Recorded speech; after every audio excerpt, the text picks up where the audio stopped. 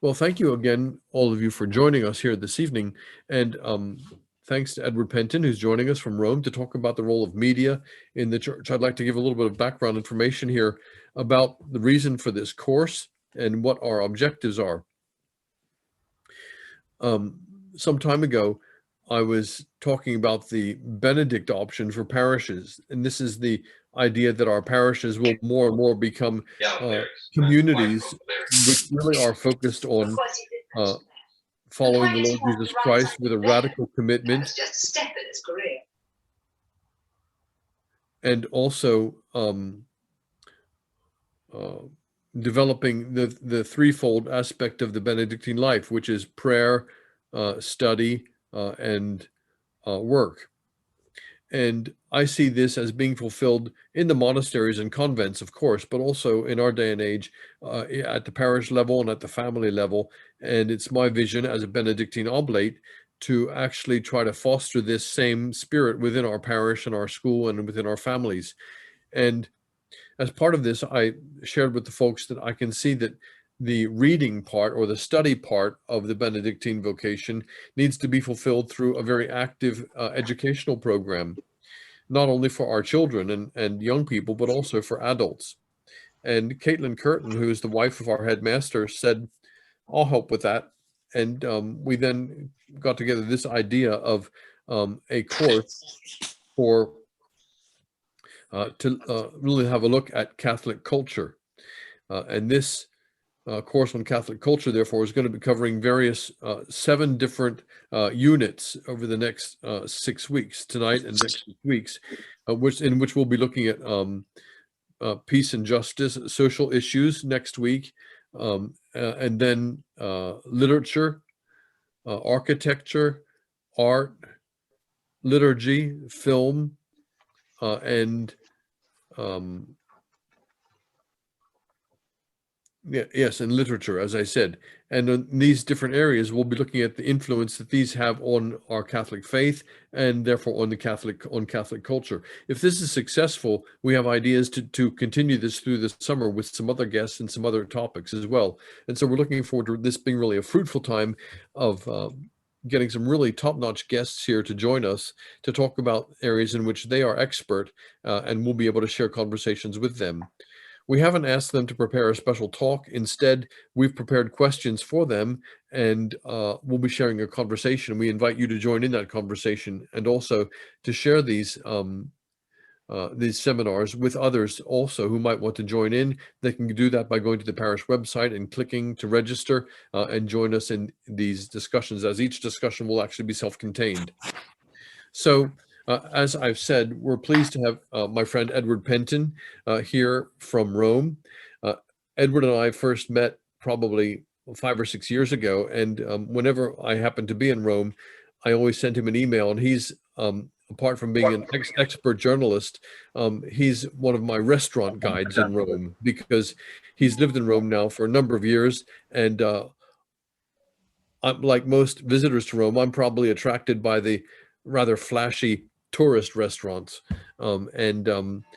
Edward always knows a really good restaurant around the corner, which is maybe a little bit more of a hole in the wall, but one which is the one that the Romans go to and which he knows is a good place. So, Edward, thank you very much for joining us this evening. Sure, thank you. Good to be with you. I'd like to give a bit of background as a way of introduction to all of our participants this evening. Edward serves as the Rome correspondent of the National Catholic Register. I guess so, Mr. With that title, Edward, you probably can claim the title of being a Vaticanista. Is that correct? Yes, I suppose so. I've been here long enough, I suppose, to be called that. Although I prefer a Vaticanista is someone who lives in Rome and is an expert in Vatican affairs. That's right. And Edward has been serving there for some years. Before that, he was working as a freelance journalist in Rome, writing for Time magazine and various other influential papers, both in the Catholic world and in the secular world. He's an Englishman who trained in journalism in London, and before that in theology and international relations in England. And he was brought up in the Church of England, and like me, is a convert from the Church of England, coming into the Catholic Church in 1998, that's 3 or 4 years after we came in, while we were living in England as well, Edward. We didn't know each other then. We got to know each other in the meantime. And so it's really a delight for me to welcome you to this seminar for our parishioners, and also people who read my blog, people who help to support my website. We have quite a few people here joining us this evening. An awful lot of people signed up. We now have nearly 75 people in the room for our meeting. And I would like to say that as a Vaticanista, Edward has proven his credentials by writing this terrific book, which is called The Next Pope, and it's published by Sophia Institute Press. It's an absolutely wonderful volume with full color pictures of all the cardinals who are in the running to be the next pope. And it's very well researched. Each one of the candidates he's given probably around 10 pages going through their background, their biography, the views they hold on particular issues, their theological training, and therefore painting a picture of what kind of a cardinal they are, what kind of a prelate they are, and therefore what kind of a pope they might be. So this is on my shelf for research for when we face the next conclave, and I recommend it to you as well. The Next Pope by our guest tonight, Edward Pentin, published by Sophia Institute Press. It's a very worthy book and a very handsome book. So congratulations on that, Edward. Thank you. Thanks. It must have taken an awful lot of time and effort to put all those details together. Did you have some help for the research? Well, yes, no, it's a team effort. We had lots of researchers too, and I sort of put it all together in the end. But yeah, it was a great team effort, and Sophia Press were great too. The publisher. Before we get to the questions about the media and the role of the media for Catholics today, I'd just like to ask a few personal questions, if I may. There you are as Rome correspondent for a major Catholic paper here in the States. That sounds to me like a pretty exciting job. Is that something you'd wanted to do for a long time, or did the Lord just lead you to it step by step? No, it wasn't something I planned. I was working in Vatican Radio for 2 years, and then I left there and went as a freelancer. And it just so happened just before I left Vatican Radio that this position came up, and they gave it to me as a freelancer initially. And so I sort of fell into it that way. But it was I see it all as very providential, really. And I started working at Vatican Radio simply because I was working actually in Switzerland at the time as a teacher, and I was keen to get into journalism there, and I was just listening to Vatican Radio and thought I'd like to work there, and I wrote off, and they gave me the job. So that was all providential, I see it. I was told I got the job at Pentecost in 2002, so I was very grateful for that. Yeah. Great. And as a Rome correspondent, does that mean that you have special access to the Holy Father? Do you get to travel with him on the plane when he goes on different jaunts around the world? Yes, not every trip, because we kind of take it in turns with my colleagues at CNA and EWTN. But yes, so I've been on, I think now 7 trips, I think, with him, which is a great experience, a great privilege to go on those trips. And you see the Pope. Pope Francis is famous for his on-plane interviews with journalists. Some of them good, some of them not so encouraging, from my point of view. Have you been able to ask him any important questions in those plane press conferences? Well, I managed to ask him. Well, it's very difficult to get a question in because, of course, you're competing with all the other your colleagues, and everybody wants to ask a question. But I did ask him. I think it was just the day that the Brexit vote had happened, and we were on the plane to Armenia, I think it was, and so I managed to ask him a question about that. Yeah. A question about what? About Brexit. About the Brexit. Oh, the Brexit campaign on England leaving the European community. Yes. What was his opinion about that? Good riddance? It was very difficult to get his straight answer from him. I don't think he particularly supported it, but it was hard to tell exactly what he thought. I can't actually remember now his response, but it was. He's just been to Iraq. Were you able to go to Iraq with him? I didn't go on that trip, no. mainly because of the vaccine. You had to have the vaccine, and I didn't really want to take the vaccine unless I really have to, and so I didn't go on that. So my colleague Colin Flynn went instead. Did a great job. Yeah. And I know from my other friends in Rome that Italy has been was hit by COVID particularly bad last year this time, and you've been under some pretty severe lockdown restrictions. Have you also been under lockdown? Everybody's in lockdown still or not? No, we were in lockdown until last week, and then they took us up into the orange zone instead of the red zone, which is the full lockdown. So we're slightly better, but we still have restrictions. And So the restaurant open, are so you able to get out to some of those Rome restaurants now? no, they're still shut. So Oh, it's all kind of depressing. Yeah, and the Romans are particularly depressed because, of course, they but love their. the Romans must be pretty fed up with so many restrictions. Yes, well, they're protesting. The restaurateurs are protesting now, so I don't think this will go on for too long. Yeah. Good. Well, we're going to move forward with some of our questions now about the media and the church. And Mm. one of the really important questions that has come up is very often the Catholic Church is sometimes in the mass media portrayed as, reactionary, behind the times, almost as if the Catholic Church is the enemy of modern culture and the modern world. There seems to, if you read it the wrong way, you can pick up a fair bit of animosity towards the Catholic faith and the Catholic Church as an institution. Yeah. To look at the positive side, how would you say that mass media, and when I say mass media, I mean everything from newspapers and websites to movies and TV shows and so forth. How has the influence of the mass media really helped the Catholic Church and helped to promote the Catholic faith and Catholic culture?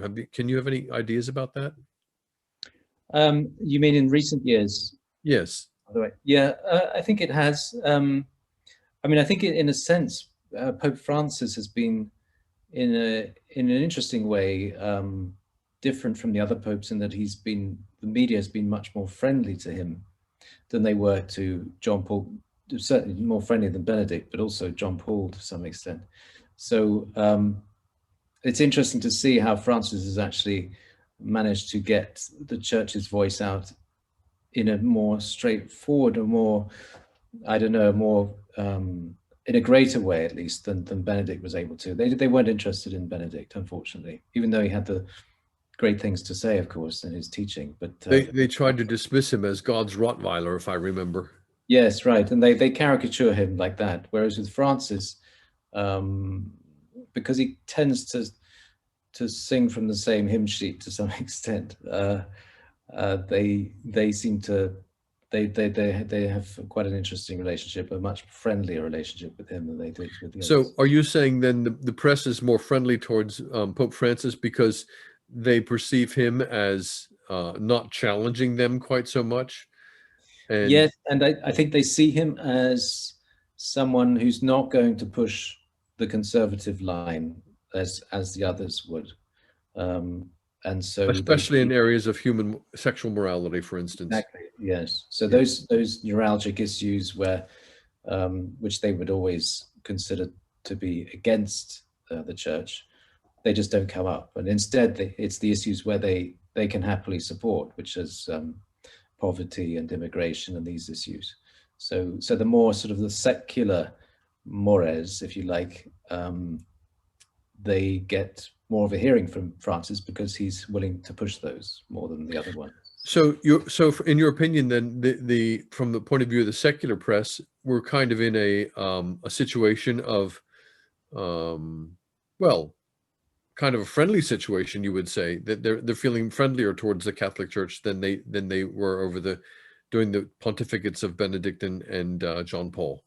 Right. Yes. And Is that yeah, a that good thing? Is that a good thing in your opinion, or do you think that well, there should actually be a clash or a conflict between the church and the world? well, I don't like to give my opinion too much for the way just because I'm a reporter, so it's not my job to really give an opinion. But I can observe what I observe is that and this happened actually, going back even before Francis. You've seen a gradual uh, unwillingness among the Pope and other church leaders not to venture into those difficult subjects when it comes to the press. They'd rather not discuss them, and so gradually, the church has become, in a sense, more governed by what the secular world wants, rather than what the church should teach. I think, in terms of in the public square. So it's an interesting phenomenon, and I think a lot of people will disagree. A lot of people won't approve of that.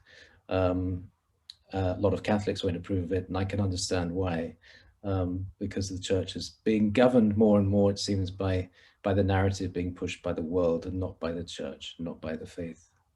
When you say being governed, you mean there are people who are perhaps not clergy, not bishops, but influential players within the Vatican, within the higher levels of the Catholic Church, who have a secular agenda rather than a spiritual agenda?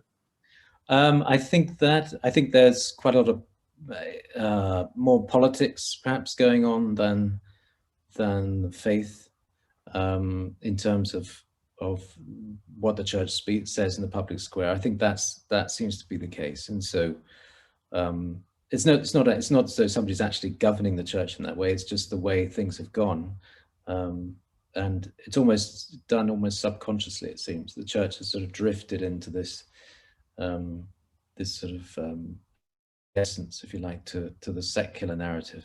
Yeah. In reading through your book, one of the characters that really caught my imagination was Cardinal Duca from. It sounds like someone from Star Wars, doesn't it? Count Yeah. Duca. Um, Cardinal Duca from the Czech Republic is one of the ones who may very well be a future pope. And Cardinal Duca, interestingly, uh, served 15 years in prison during the communist regime in Czechoslovakia. Mm. And therefore, he's an example, as is Cardinal Sarah from Africa, who also saw his church suffer under a communist regime in Africa. And Yes. I'm not sure if I don't think Cardinal Sarah went to prison, but he certainly saw, I believe, the cathedral destroyed by communist troops and other suffering Hmm. under the Yeah. communists. He was put on a death list of the president. Yeah. So he was put on a hit list by the communists. Yeah, Okay. that's right. Yeah.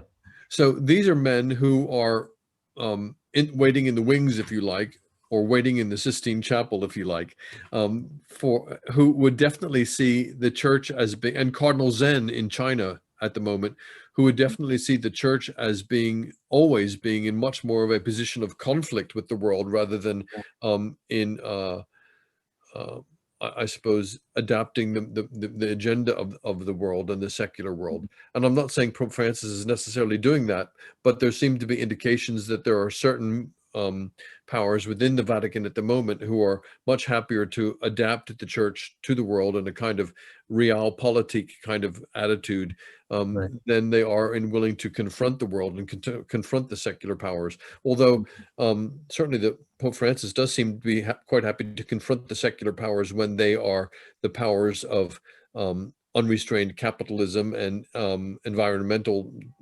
destruction and so forth. He's Right. happy to challenge those powers, Mm. but there are others that perhaps the powers that be are less reluctant to challenge. Do you Mm. see the media as playing uh, uh, the secular media as becoming more confrontational with the church in the years ahead, or do you think that this friendly relationship is going to continue? Well, it's interesting. I've talked about this quite a bit here with various friends and colleagues, and I think the kind of what a lot of us think could happen is that we'll get a pope. The next pope will be a pope who'll sort of swing back to a more conservative position and not afraid to speak about the difficult issues, whether they be same-sex marriage and blessings and abortion and all of these difficult subjects which have been rather pushed to the sidelines. And I think when that happens, that this new pope, then there'll be quite a backlash from the world and from the media, and then we'll get a real conflict between between the church and the world, which So to summarize what you said, should the successor to Pope Francis take a more conservative line and focus again on pro-life issues, issues yeah, of human sexual morality and so forth, right. then you would expect the axe to fall from the secular side, and with the attitude of, yeah, the Catholic Church is right back to where it used to be. We've seen this actually over the last few weeks, haven't we? In Yeah, which the Catholic Church has spoken against um, the blessing of same-sex marriages, exactly. and Mm. the LBGTQ lobby were up in arms and blaming the Catholic Church for being um, the usual stuff, for being reactionary, for hating people, for being homophobic, for all this kind of stuff. Exactly. That's exactly it. And I was going to bring that up because there you get a taste of what could happen in the future when the church really does start preaching again what the hard truths, if you like, which are taken now to be offensive and hurtful and so forth, whereas the church has a duty, of course, to proclaim them. And I think that's going to get, I think it could get quite intense. Yeah. There are some questions coming in here, which I'm actually going to weave into our conversation. Um, someone's actually asked, do you think with the present makeup of the College of Cardinals that a conservative swing back is likely? Well, it's hard to say, of course, but as I've said regarding the book, a fat pope follows a thin one, is what the Roman saying is. So, which means that the pendulum tends to swing back from whether they be a conservative pope, swing to a little more liberal one, and vice versa. So, I think there's a chance that it could swing back that way, and I think there are cardinals in the college who would do that, who would be that candidate. But I think. And the other thing that makes that kind of likely too, in my view, is that the Pope has chosen a lot of new cardinals from the periphery, from the developing world, and the developing world tends to be um, more conservative. They tend to be more hold the line of orthodox teaching more than those in the West, and so that too is an interesting possibility. I think if they were to choose another cardinal from the developing world, another cardinal from the global South, then you may well get a more conservative pope. So this it's quite possible, even though the pope has chosen the majority of the voting cardinals now. Only just the majority. I think it's about 60, just over 50% now, maybe 60%. But in any case, there's always room for surprises, Yeah, and it's difficult, and it's properly difficult to pigeonhole the Cardinals and say, oh, he's a conservative, or oh, um, right. he's a liberal, he's left wing or right wing. It's unfair to categorize any Catholics like that, and especially our cardinals and archbishops. There are some, of course, who do fall into those camps pretty clearly and would Yeah. embrace those titles, those categories, but an awful lot who are in the running do not, Yeah. and they might appear, for instance, to be, um, a liberal, Mm, but then on certain issues they would be extremely conservative. So mm, this is where I enjoyed your book, actually, where you yeah. go through the different issues with the different cardinals, pointing how complex each character actually is, from their Mhm. background and the views that they hold. We could talk about the future popes all night long. I want to go into some Yeah. other questions, Oh, and that is to remind you and remind our listeners that we actually live in an age where we're going through a media revolution, which is more stunning and astonishing than the development of movable type by Johannes Gutenberg in I guess it was the 15th century, 16th century. And that revolutionized media and communications, because of course suddenly books that had to be copied out by hand on vellum by those monks suddenly were got rid of, and you could print books and pamphlets, and it was cheap and it was available to spread communication um, all across Europe, all across the world. And we live in an age of revolutionary age for media now, which nobody then could have ever dreamt of in their wildest imagination. And to put it quite simply, I learned by blogging, and I've been blogging now since 2006. Um, I learned by blogging that we live in an age now where anybody can have an instant global audience with the touch of a few buttons on their laptop. mm, Um, and Therefore, this is also a media phenomenon. And now with the other new media, not just an instant audience for the written word, but through YouTube and podcasts, anybody with a laptop can arguably put out their message to a global audience. Now, we're talking about media. How do you think this has actually had an impact on the local church? Does the pastor of Our Lady of the Rosary in Greenville, South Carolina, with a global audience, does that actually affect his local church ministry and the local church evangelization, or is that help or hindrance, do you think? I don't know, Father. I think it's an interesting development, certainly, as you say, and I think it coincides with the globalization. Of course, now we've got the church has always been globalized, as we know, but it's become more so with communications, and so it does bring. But I think there's positive and perhaps negative elements, as with everything that comes from that, and I think it helps the local church perhaps to I don't know, help or identify or I don't know, collaborate with those who they normally wouldn't collaborate with, bring them in touch with groups that they wouldn't normally know about. So that's good. But on the other hand, I do wonder sometimes whether everything that we hear about in the media is of benefit to us in terms of whether we really need to know all of what's happening in the world and in the world church, if you like.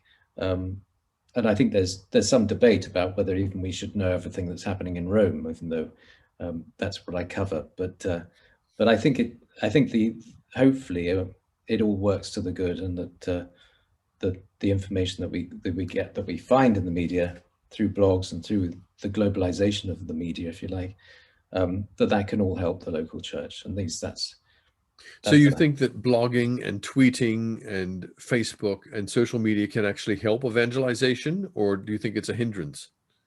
Well, I think, as I said earlier, I think it's a hindrance and a benefit. I think there's good and bad to come from it, and I think hopefully that's the good that will last. As a Rome correspondent, asking you a personal question, as a Rome correspondent, do you feel that your work is primarily to be an objective reporter of the news in Rome, or do you feel obligated to comment and express your opinion, or do you try to separate those out? How do you approach your work?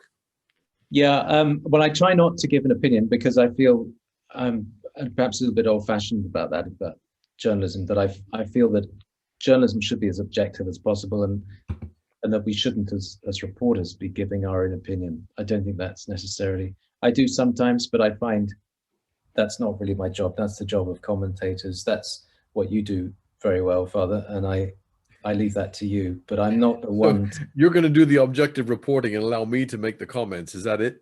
Well, yes. So as somebody put it to me, I basically give the fodder, if you like, the food for the commentators to use in their commentary. So if you know, give the news, and then from the news and from the facts, you can draw your commentary from that. So that's how I see my job. It's not really Yeah, as a interesting. That's really interesting and very valuable because I know another friend of mine in Rome is John Allen, who has a website Crux, and John is a very professional journalist. I know you. I know you're friends with John too, I think. And yeah. John is very objective in his approach. And I've heard criticisms from some Catholics saying about Crux, oh, that Crux is left wing, or that Crux is not right wing enough, or whatever else.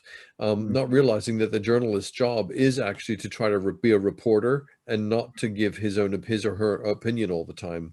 Yes. Well, John kind of I think he does it very well. But he's more of an analyst as well as a journalist. So he does try to combine the two. I don't go in for that too much. I prefer, and I think he's got a flair for that. So he should do it. But I prefer just to do the reporting myself. He definitely does. And therefore, it's interesting and it's good for our listeners to realize that actually there are different sort of channels, as it were, of the media that's out there. Not all media is supposed to be doing the same thing. Mm. Within the world of independent Catholic websites and independent blogs and podcasts and so forth, we do have some very strong voices, which might be categorized as prophetic voices. Um, Back in, I guess it would have been the 16th century, there was the prophet, the Dominican friar Savonarola in Florence, Mhm. and he was a hellfire and brimstone preacher against the contemporary church in his day, which was riddled with corruption and immorality. Yeah. Um, and he really let people have it. He's famous for having the bonfire of the vanities in Florence, where people brought out all of their trinkets and their rich goodies. It was a very wealthy city, and threw them on the bonfire. All the vanities of their life were thrown on the bonfire. Mm. And we have some Savonarolas in the church today, especially over here in this side of the Atlantic. Um, some commentators who are seem to have struck um, a pretty successful business, shall I say, in Mm. criticizing the Catholic, their own Catholic Church. These are Catholic voices. Um,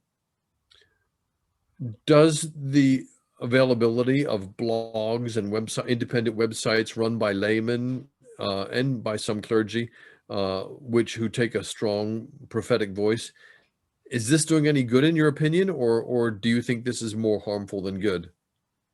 I think there's a place for them. I think there's a temptation always to, I think, to fall into perhaps polemics and ideology, which can happen on all sides, and I think that can be a problem. And I think, but I think it's when things when they depart too much from the facts, and they sort of they take their lead from emotion or from the need to get clicks or whatever. I'm not saying that many do, but I think that is always a temptation, I think, for them. And I think that's where it could go wrong. But on the other hand, I do think there is a place for that, for their commentary. And I think it can be very helpful and very educational and formative. It might be apposite to remind the present day Savonarolas of what actually happened to Savonarola in the end. Yes, yes. But he was actually thrown onto the bonfire in the end himself. He suffered for it, and Mm. I think that's one of the things that any prophet will ends up getting. Ends up suffering. Jeremiah was thrown into the pit. Mm. Um, and the Old Testament prophets were, and John the Baptist was beheaded, and those Yeah. who speak up must expect to pay the price, because it will happen. I'm not saying it should happen, but I'm saying it does happen. But yeah. Another question has come up which I'd like to address, and that is, with all of the different opinions that are out there in websites and in blogs and in podcasts. Mm. um, there's also an awful lot of a huge amount of content being produced, especially here in the States, Yeah. by ambitious, energetic, well-educated Catholics who are involved in apologetics, involved in Bible study, Mm. involved in conferences and teaching events. Uh, I'm just really, having returned to the States now from England now about, I guess, 15 years ago. I was just amazed when I got back here to see all of the wonderful initiatives that are being taken by lay people. And now, as the new media has exploded, so many opportunities for our lay people to be informed and educated. How, within all of that, does do the people in the pew, how are they to sort through which is actually authentic Catholic teaching? There's so much out there, and the idea that in the old days that the bishop would give an imprimatur to a book if it was going to be published as a Catholic book. Yeah. Those days are long gone. Anybody can publish a book. Anybody can start a website. Anybody can start a podcast. Anybody can have a YouTube channel, pumping out content and teaching. And quite Mm. honestly, when I look at some of this stuff, I'm seeing certainly tendencies towards schism sometimes towards heresy.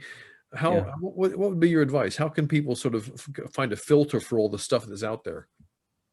Well, I think one thing to look at is whether they have a track record and whether they're getting an audience, and look at the comments too, and the kind of reaction they get, to see if they're kind of bona fide commentators, um, and whether they've got a following which can be which shows whether they do have that kind of respect that they should have. But I think what I find now, though, what's important is perhaps more to focus on one's own reading and anchor oneself in spiritual books and the wisdom of scripture first before you get into the blogs and the blogosphere and YouTube. And I think that's, But blogs are more fun, Edward. well, I know they are, and they're easier to get into.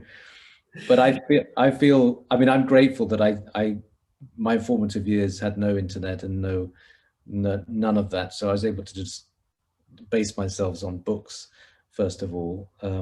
And I think that's harder now because of the internet, but I still think that's the best way to navigate through all of this is to have that I would agree. Also, it is possible to check people's credentials. Yes. There's a website over here, Catholic Productions, which produces wonderful Bible-based Catholic content by eminent Catholic scholars, Brant Pitre and some others, and Scott Hahn's organization, for instance. There are very well qualified, scholarly, well-trained laymen and clergy, of course, who are producing good, reliable material. And it's up to people. People aren't stupid. This is the other thing about the modern mass media, is that journalists, with respect, are no longer able and permitted to talk down to their audience. It used to be that the writers and the editors and the publishers were up here in this sort of ivory tower of, we control the media, we control the communications, we will decide what you read. All of that has been destroyed by the modern media. So therefore, writers are realizing that the audience are not as stupid as perhaps they thought, that they can be discerning and they should be discerning. And and you're right, it's up to readers themselves to be able to say, well, who is this guy that I'm paying attention to? And as Catholics, to ask themselves, is this man or woman feeding my best inclinations or my worst inclinations? Are they actually helping me to draw closer to Jesus and Mary? Or are they actually hindering my faith and helping me to doubt my faith and doubt the bishops and doubt the scriptures and doubt what I've been given as the heritage of faith? I mean, would you agree that it's the responsibility of the person communicating and the person who's in the audience as well? Yes, no, absolutely. And I think I was thinking too that, does it help us get to heaven? That's primarily what one should be thinking of when reading these or listening to these commentators and so forth. Are they really helping my spiritual journey or not? And I think the thing about a lot of work I do, it's sometimes a lot of grisly news coming from the Vatican that I have to report on. But that's a different aspect. That's more to do with revealing, as far as I see it, revealing what's wrong in the church so it can be put right. So that's not necessarily going to help you in your spiritual life, but I hope it'll help the church as a whole. So there are different. I found also that reading church history and being aware of church history really helps to ground one and realize that while things seem to be desperate right now in many ways, it's been worse in the past, and the Holy Spirit does not abandon his church. And also to avoid gossip. I know that someone has said recently the church is in the 16th century situation. And in other words, the time of the Reformation, when there was lots of lurid gossip and corruption and immorality in the halls of the Vatican. And all over Christendom, because of the printing press and so forth, the scurrilous pamphlets went out, the scandalous news sheets went out, the books went out, which were so destructive. And it's just like gossip in any community, except that it's international. And the gossip, we must ask ourselves, am I listening to gossip? Am I promoting gossip? Am I spreading and retweeting gossip? And is that helpful or not? No, one has to be very careful about that. And as you say, there's so much information going out now. And who was it? Mark Twain said, lies can go around the world while the truth is getting its shoes on. And with the internet, it's even worse now. So there's a lot to be careful about, I think. Yeah. Here's a good question that's come in as well. On the internet and in journalism, there are new opportunities for what is politely called monetization, which is turning your website or your blog or your podcast or your YouTube channel into an avenue for advertising and a revenue stream. Yes. How great is the temptation for you as a writer to jump onto that bandwagon and to write articles just as they say, drive traffic and get attention. Is that something which Well, you've learned how to do? well, thankfully with the register, we don't go in for that. We try to do the more in-depth, slower stories. So we're often a bit slow off the mark because we're trying to get the facts and go into more depth with each story.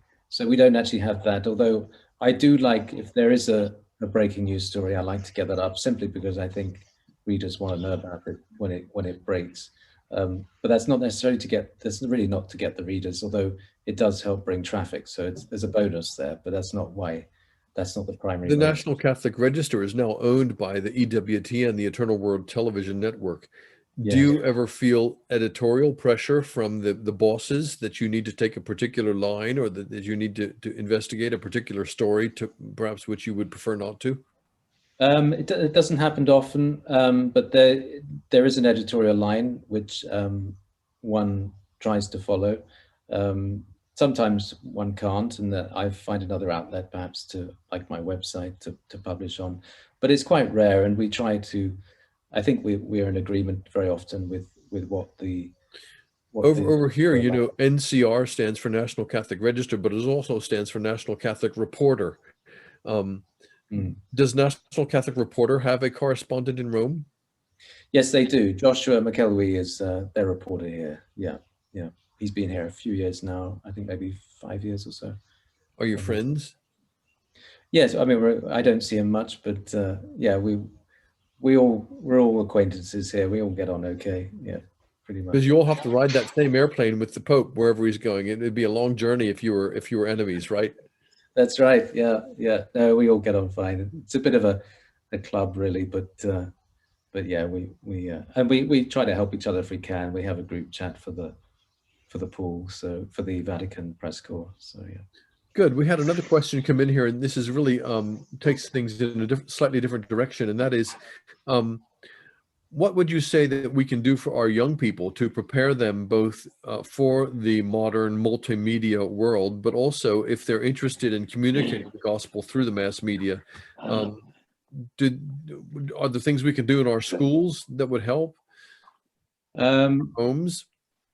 yes, I mean, I think, like we were saying earlier, I think anyone who wants to go into this field, um, I think it's good that they're open-minded, that they're curious, skeptical, rooted, and formed in the faith. I think that's important, um, and eager to share the faith in through the media. So I think that's all important. And as I said earlier, I mean, the reason why I went into media as a Catholic was really because I wanted to use the media as a form of evangelization. So it would be through reporting, the reporting on what the Pope's saying, reporting on especially the sort of good news stories. Um, that can be a tool for evangelization. So, and I think it can be, and I think if it's done right, especially if a Catholic goes into the secular media. I wrote for a while for Newsmax, which I really enjoyed because they gave me basically free reign to write blogs For who on did you say? For Newsweek? Newsmax. Well, Newsweek too, but Newsmax, I actually had a blog, Okay, right? Newsmax. Okay, right. And I had pretty free editorial, no constraints, so I could use that, and I quite happily used it to. Yeah, I write regularly for a website called The Stream, which is a Mm, Christian news outlet, mm, really funded and driven by evangelical Christians, but um, most of the writers there happen to be Catholics, and so it's a challenge to comment on news stories and on current events from a Christian Catholic point of view, mm. uh, but to try to do so and to shed light on it from our beliefs without Yes, being explicitly preachy or right. offensive in any way. And this is a real challenge and something which I enjoy trying to do. And I know that you're trying to do the same with reporting, Mm, um, mm. not being preachy explicitly, but being able to communicate in a more subtle and nuanced way Right. the truths of our gospel. Exactly. Yes. Yes. I think that's what I enjoy most about this work is doing that. Yeah. I think it can be quite effective. Edward, looking at some particular current issues that are in the Vatican, right, sort of on the table in the Yes. Vatican at the moment, um, there seems to be more and more news coming out of Red China of persecution of minority groups, including persecution of Christians. Um, is there any pressure in Rome for the Vatican to speak out more against the human rights issues, uh, for example, with the Uyghurs and the persecution of Christians, or is that kind of? I know Yeah. George Weigel has said we're in a situation now with China that we used to be in with communist Russia, where the Vatican tried to walk a fine line between, again, this issue we spoke about at the beginning, between being critical and Right. not endangering the lives of the faithful who might be under persecution. Yeah. Well, I think it does seem to be the prevailing position of the Vatican, is that more Ostpolitik position, where it's very much trying to find a compromise with China in order to ostensibly to help the Catholics there. Though whether that's actually going to happen, it doesn't seem to be very hopeful at the moment. But yeah, that does tend to be the approach they're having. I did ask once Archbishop Paul Gallagher, who's basically the Vatican's foreign minister, whether they were aware of the concerns and the depth of concern that there is about their position on China. And he said, "Oh yes, we're well aware, but for them," he said, it's simply a way of trying to get, or rather, keep the church there, keep the bishops appointed by Rome there, and keep that alive. And that's why they're doing it. They see this as the most effective long-term solution to keeping the church alive, the underground church, keeping them, well, unifying them with the other Catholics there. There was a similar situation, wasn't there, during the Second World War, where Pope Pius XII was criticized for not taking a stronger stance against the Nazis. And his argumentation was, well, the stronger stance I take against Nazism, the more the Nazis are going to start taking away, the Jews and the Catholics and persecuting the people. This is, in other words, it's going to be counterproductive. Is that the position they're taking with China right now? Well, it is, but it's more. I think it's more politically driven, perhaps, than it was with Pius XII. I think it's. I think they're kind of hitching their hopes on China because China is going to become the superpower. So they're quite happy to basically make these compromises because that's what's going to happen in the future, as far as they're concerned. That they're going to grow and they're going to become more powerful. So they're trying to play it safe. Play it safe, yes, and basically hedge their bets, if you like, and say, well. I think it's very easy also when you're not in the middle of that situation to be critical of it and say, oh, they need to stand up for whatever a bit more courageously. In fact, learning church history, when we look at the times of persecution, this has always been a conflict and a trial for the church. If you go right back to Roman times as well, under the Roman persecution of the Roman emperors, there was this tension between how much can we compromise and still retain a good conscience, or how much do we have to stand firm? Can I put that little grain of incense on the charcoal to the pagan god or not? Some said yes, because your heart wasn't really in it. Others said no, of course you can't, not even symbolically. So this kind of pressure is always there within the church. Yes, but I think if we look at, say, John Paul II and how he dealt with communist Russia, I think he didn't really hold back. In fact, he didn't like the whole Ostpolitik approach, and I think his history judges. But John Paul II always tread a very fine line. He walked a tightrope, didn't he? I can remember when he first went to Poland, reading about how he didn't directly challenge the communist authorities.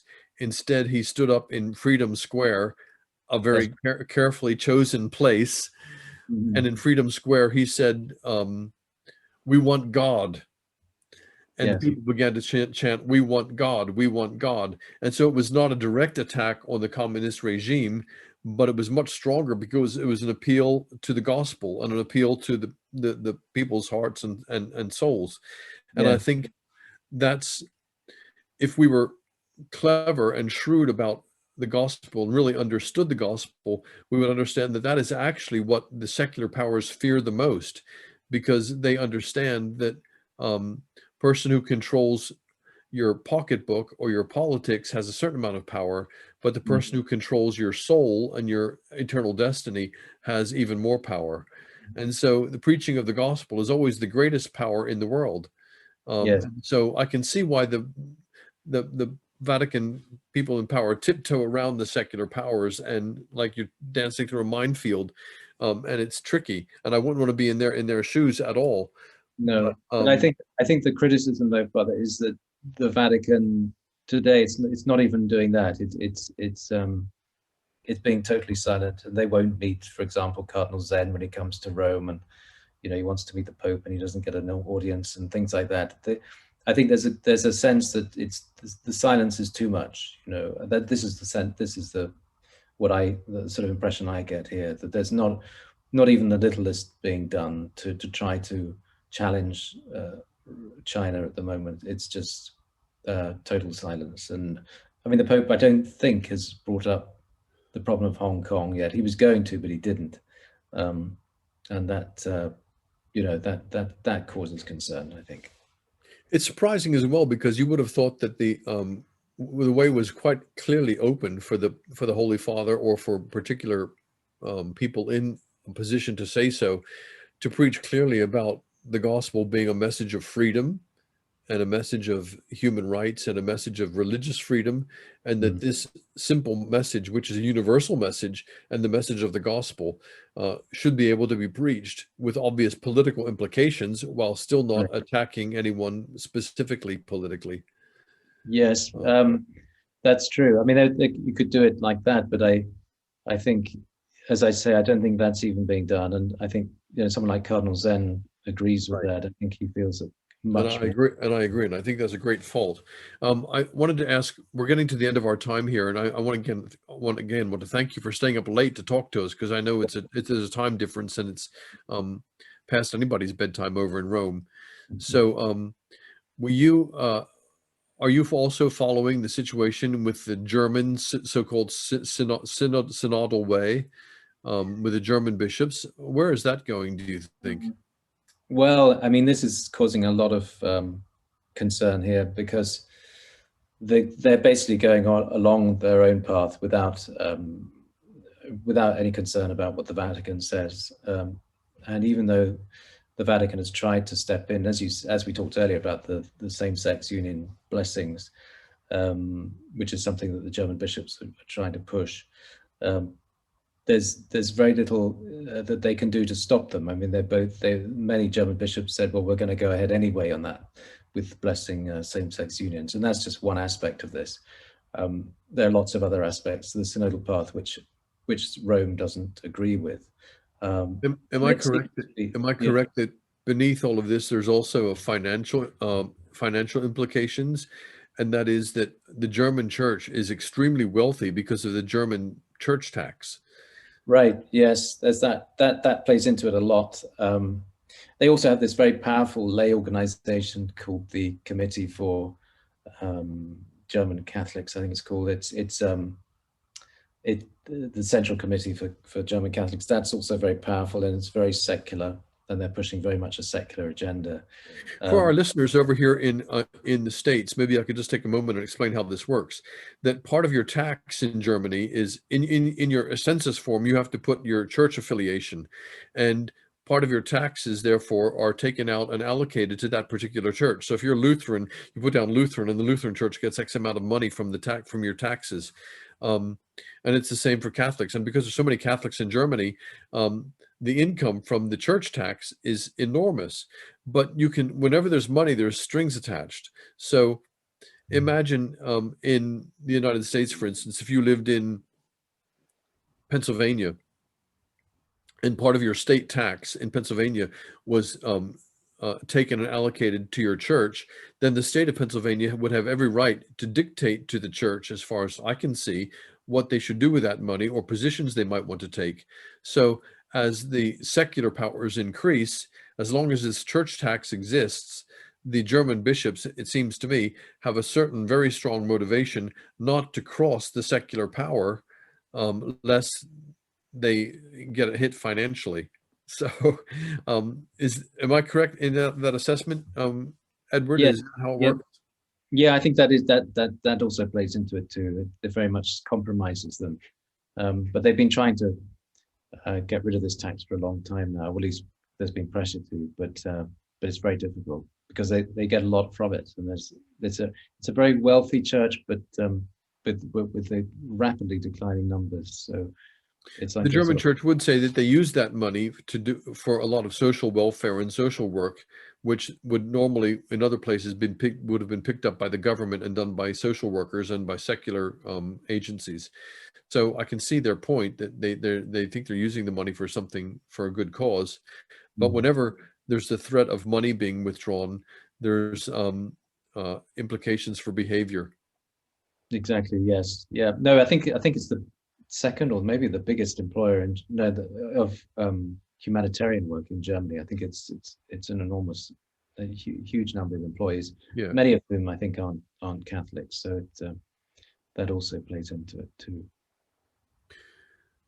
Well, we're coming to the end of our time here. Again, I want to thank you for being here with us. It's been an interesting conversation, and I think we could carry on for a long time about what's going on in the Vatican. Well, thank Mm, you for being there and being such a faithful reporter. We follow your stuff over here in the National Catholic Register, and I know people say, "Oh, you're talking to Edward Pentin." I love his stuff. He's very dependable. We're always very happy to read his stuff, and great, thank you. as a man who spent 25 years in England, I'm always happy to talk with you again. I just wonder whether my accent is going a bit English again now that I've been talking to you this evening. Well, I do think actually it does sound quite English, although yes, you So rubbed we'll off. see. Okay. And we're going to just, if you can want to remain for a few more minutes, we have a few questions that are coming in here. First of all, a number of people are thanking you for being here with us this evening. Someone has said, has the Latin Mass been banned in Rome? No, it has not been banned in Rome. There's a thing in the news today that the American Jesuit, Father Thomas Reese, has written an article for America magazine calling for new liturgical reforms. And among those reforms that he's calling for is for the local bishops to take control of the Latin Mass, with the understanding that the church wishes for the Latin Mass to disappear. And Mm, therefore, he's been very controversial in saying that, with this in mind, young people and children should not be admitted to celebrations of the Latin Mass, which sounds absolutely crazy to me. What are you going to do? Stand ushers at the door asking for people's driver's license? Are you over 65? If not, you can't come to this Mass. But no, the Latin Mass has not been banned in Rome. And that's some of the gossip that might be going around today. yes, no, no, no. In fact, I go to to one of the parishes here. We have two TLM parishes here, so they're both perfectly okay for them for now. Hopefully, in the future too. Yeah. Is there anything else you'd like to share with us from Rome this evening?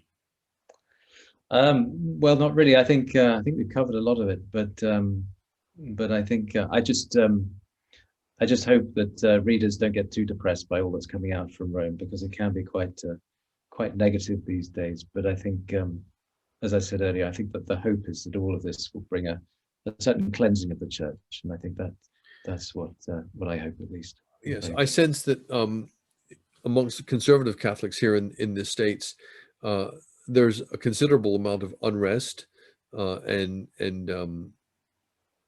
along with the unrest with COVID and with a very divisive presidential campaign last year. There's a lot of grumbling and mumbling about what is happening to the world. You know, it's all, the end of the world is nigh, and so forth. Mm, And I would again encourage people to read church history, and to see that really times of upset and upheaval, corruption from within and persecution from without are actually part of being a Catholic. It's there in every age in one way or another. The mm, church is in constant conflict with the world, and our Lord said it himself. He said that, you know, they will hate you and persecute you, and furthermore, um, Oh, good. I don't even have to if camera everyone on doesn't you. hate you, then you ought to be a little bit worried. So this conflict that we're in the midst of is part of being a Catholic. So thank you for being there in the midst of it, Edward, and reporting so faithfully to us. Sure, you're welcome. Well, it's been great to be with you. Good. Thank you all. We're going to close now with a prayer and remind you that this recorded session will be available on our parish website, Our Lady of the Rosary in Greenville. Also, it'll be available if you're a donor subscriber to my blog, on my blog in the video section, and we'll put that up within the next few days.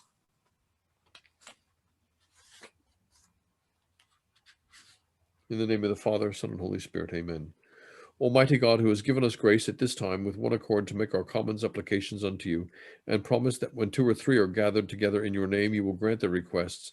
Fulfill now, O Lord, the desires and petitions of our hearts, as may be most expedient for them, granting us in this world knowledge of your truth, and in the world to come life everlasting. Amen. And that beautiful prayer is by St. John Chrysostom from the 4th century. Thank you again, everyone, for being here. Thank you, Katie Orban, for being our moderator, Caitlin for being our organizer, and Edward Pentin for being our first guest. Next week, at the same time, we're going to be talking to Chris Lower, who is the Director of Outreach in Our Lady of the Rosary Parish, about some of the work that he's doing and some of the issues around poverty, social exclusion, and so forth in our own parish. Our Lady of the Rosary is situated in South Greenville, and a demographic which is very challenging in many ways, with a large minority population, but also with a certain amount of crime and poverty, unemployment, and addiction problems, and all that goes with that. And Chris is a representative working in the parish with the St. Vincent de Paul Society and so many of our parishioners, helping to do what we can to proclaim the gospel in both words and works. So Chris will be with us next week. We'll be talking about some of these issues, both locally and on the wider scale. Thanks again for being here, and thanks, Edward, for being our guest. Thanks. God bless.